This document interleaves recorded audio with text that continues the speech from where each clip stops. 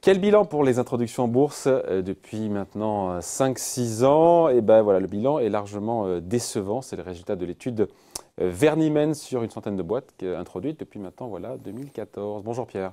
Bonjour David. Pierre Sabatier, président du cabinet PrimeView. Le bilan il est un peu écœurant quand même pour les épargnants. Sur la performance moyenne sur 101 boîtes, là encore une fois c'est l'étude Vernimen, qui sont allées se faire coter en bourse, qui ont fait leur premier pas. Bah, ça a de quoi un peu dégoûter, hein. C'est 33%, non, mais 33% de baisse quand dans le même temps, le SBF 120 fait plus 36%. Comment on explique ce gadin-là? Et puis c'est vrai que ça donne pas envie, hein, franchement. Et encore, donc là vous parlez en fait des introductions en bourse de petite taille, entre guillemets. Toutes, il y a toutes. Ok, mais capitalisation boursière, lorsqu'on regarde les capitalisations boursières, inférieures à 1 milliard en fait. C'est encore pire là, je crois que c'est encore pire. Inférieur à 1 milliard d'euros, et c'est là en fait que le bas blesse. Pourquoi? Parce qu'en fait c'est un marché de particuliers. En fait, lorsqu'on parle d'introduction en bourse, les très gros dossiers sont des dossiers sur lesquels les institutionnels, les gros investisseurs en fait se positionnent.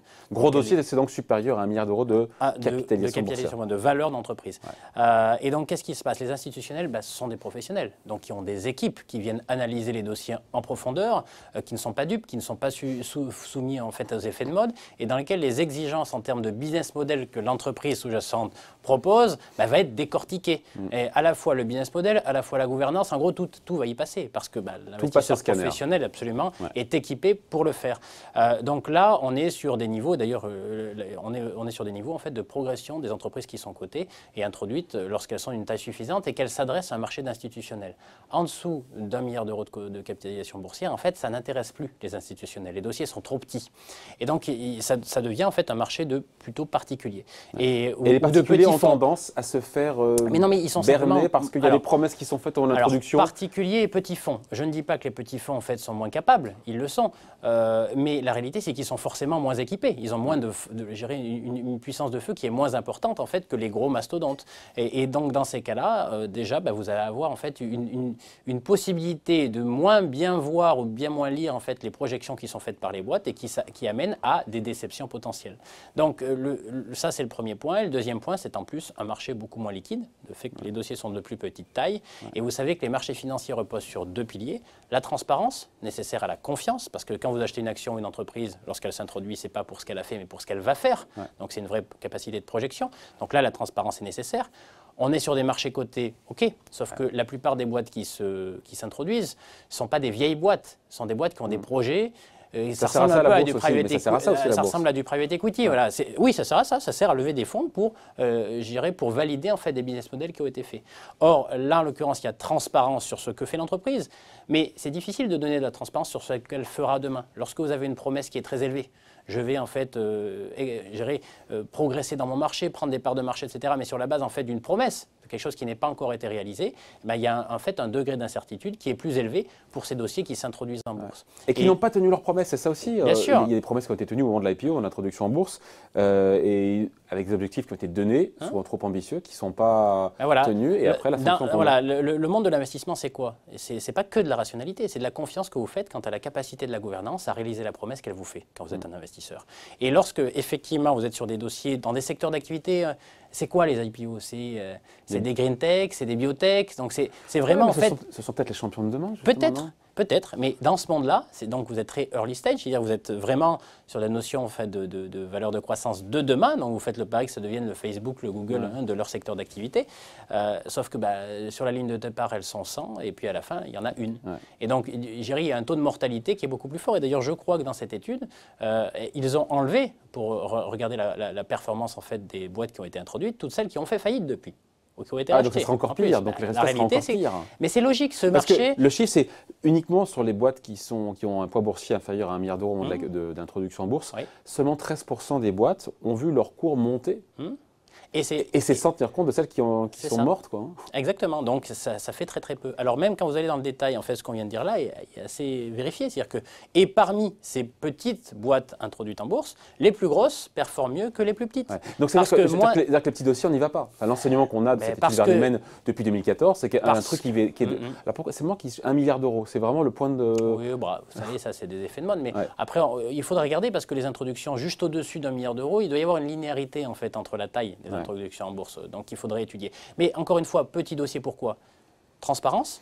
Donc plus difficile lorsqu'on est sur un petit dossier, plus confidentiel, avec des marchés qui sont des marchés plus confidentiels, avec une moins grande puissance de feu quant à le business model qu'on projette. Et deuxième chose, liquidité. Plus c'est petit, donc moins c'est transparent, plus c'est difficile d'assurer la transparence sur un projet futur. Et deux, moins on est liquide, donc c'est naturel. Donc là-dessus, vous avez un taux de mortalité qui est beaucoup plus fort. Et donc la valeur moyenne, en fait, va être un peu trompeuse. C'est logique que la valeur moyenne soit faible parce qu'on est sur des secteurs d'activité qui font des paris très importants sur l'avenir. Le pari, on peut le gagner ou le perdre. Et deuxièmement, avec de la liquidité un peu moins. Donc finalement, c'est un process qui est assez naturel. Alors il y a des moyens de le contrecarrer, tout ça, mais naturellement, il est logique que sur un marché dans lequel on n'a pas les institutionnels et dans lequel on a... Eh bien, il ne faut pas y aller. C'est pas qu'il ne faut pas y aller, mais c'est qu'il y a un taux de mortalité élevé. C'est-à-dire que quand vous y allez, il faut faire attention aux effets de mode. Mais la mortalité, Pierre, c'est ce qu'il y a de pire. On a enlevé la mortalité et on a uniquement 10% des boîtes qui ont vu 13%, qui ont vu leur cours monter. Donc, oui, alors heureusement, quand vous faites une promesse, vous pouvez ne pas la tenir et mourir, mais aussi ne pas la tenir et décevoir. Donc quand même, la grosse partie, elle déçoit plutôt qu'elle meurt. Heureusement qu'elle ne fait faillite. Mais tout de même, ce qu'il faut, c'est être extrêmement attentif et ne pas être soumis aux effets de mode. Et voilà, entre guillemets, il faut faire confiance, mais la confiance n'exclut pas le contrôle. Donc il faut contrôler que les business models qui sont proposés soient véritablement crédibles, rentables et pas céder aux grands effets de mode sectoriels où, parce qu'il faut y être, je vais acheter. Ça, c'est le premier point. Alors, il y a des manières en fait de répondre à cela. Si vous voulez amener du particulier à réinvestir en bourse, surtout dans des dossiers dans lesquels véritablement il y a un taux de mortalité fort, il n'y a pas de secret. Naturellement, ils n'y reviendront pas. Ils n'y viendront pas à juste titre parce que le risque que vous prenez est trop important. Ils n'ont pas les moyens en fait de vérifier la crédibilité du business model. C'est du cadeau fiscal. Ce qu'on fait par exemple sur l'immobilier avec des dispositifs fiscaux en soutien de l'immobilier locatif neuf, par exemple, lorsqu'on veut amener le particulier à investir, eh bien en fait, il faut qu'il y trouve un intérêt direct pour qu'il assume en fait la prise de risque. Mais le neuf au niveau des actions. Eh bien d'une certaine manière, si vous voulez, c'est là où il y avait des mécanismes à l'époque, ISF, PME, enfin etc. Donc des mécanismes de soutien fiscaux qui amenaient du flux. Peut-être moins pour des raisons en fait, d'apport en capital, mais in fine, en fait, vous amenez le capital pour quand même. Fiscales, hein. Mais pour des raisons fiscales, mais peu importe, c'est une manière en fait tout de même de faire, en tout cas de convaincre le particulier, effectivement, de réappréhender cette classe d'actifs. Et peu importe s'il faut avoir un petit biais, voilà, un chemin de traverse pour pouvoir l'amener à prendre ce risque. Parce que tout de même, dans les 100, vous en avez à avoir 1, 2, 10 qui vont quand même très bien fonctionner. Donc l'important, c'est qui vous accompagne pour faire ce tri. D'ailleurs, sur le poids boursier, quand on va au-delà d'1 milliard d'euros, sur les dossiers qui s'introduisent en bourse, pour le coup, 62% des boîtes ont vu leur cours progresser. Donc, il faut s'intéresser aux plus gros dossiers. Alors, voilà, c'est ça le message. Non, mais plus on descend, plus il faut être extrêmement sélectif. C'est ça, c'est-à-dire qu'en fait, le degré... C'est un peu comme le private equity. 10% de chance non, mais 10% de chance de gagner, enfin, je veux dire, on n'y va pas, quoi. Hein. Mais ça dépend combien vous gagnez.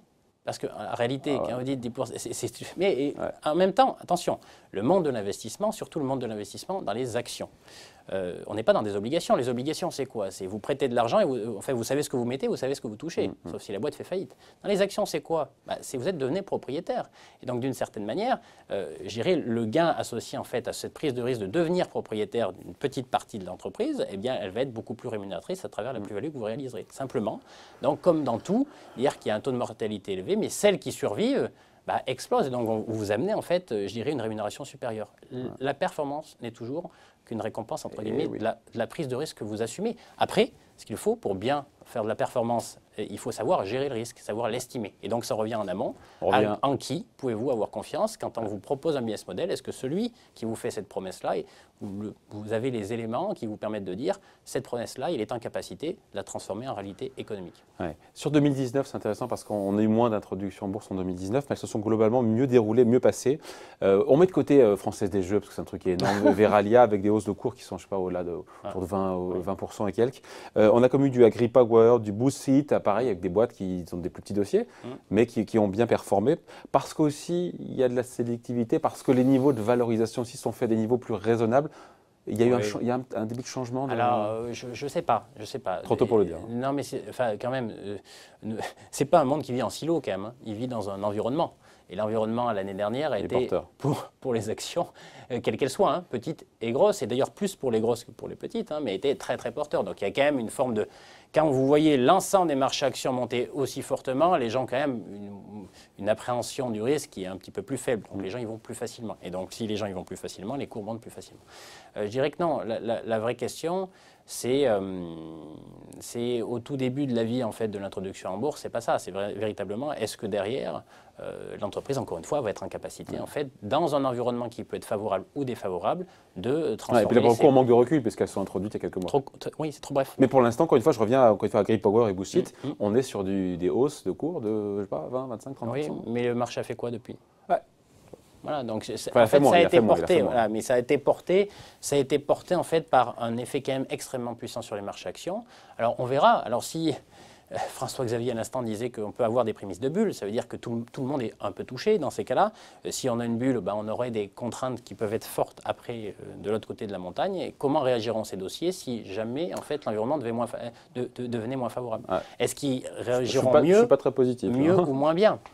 L'histoire nous montre que de toute façon c'est facile. C'est-à-dire que malheureusement quand l'aversion pour le risque revient, les gens privilégient quoi? La liquidité et les grandes valeurs. La liquidité et les grandes valeurs parce qu'elles assurent plus de transparence. Et tout petit dossier, on coupe. Voilà, le moteur des marchés. Un marché financier n'est crédible qu'à partir du moment, et ça il faut toujours garder en tête, qu'il permet d'assumer suffisamment de transparence pour pouvoir se projeter dans la boîte et savoir si on peut lui faire confiance, et qu'il assure de la liquidité. La liquidité, c'est quelles que soient les conditions de marché, quand je veux acheter, je peux acheter, quand je veux vendre, je peux vendre. Et c'est ça le sujet principal de ces dossiers, malheureusement. Lorsque les marchés se retournent, vous pouvez avoir la liquidité un peu tout le temps, ou suffisamment. Lorsqu'ils se retournent et tout le monde veut sortir par la porte, la petite porte, alors que tout le monde est dans la salle, eh bien malheureusement, ces dossiers-là, vous êtes souvent scotchés. Et ça, les gens le savent. Et donc, en tout cas, l'enseignement de cette étude Verniman, en tout cas, c'est que les introductions en bourse depuis 6 ans, ça a de quoi écœurer quand même. Il faut être très, très sélectif. Et surtout ne pas céder en fait, aux effets de mode. Voilà. Explication point de vue signée. Merci beaucoup, Pierre Sabatier, président du cabinet PrimeView. Merci David. Ciao.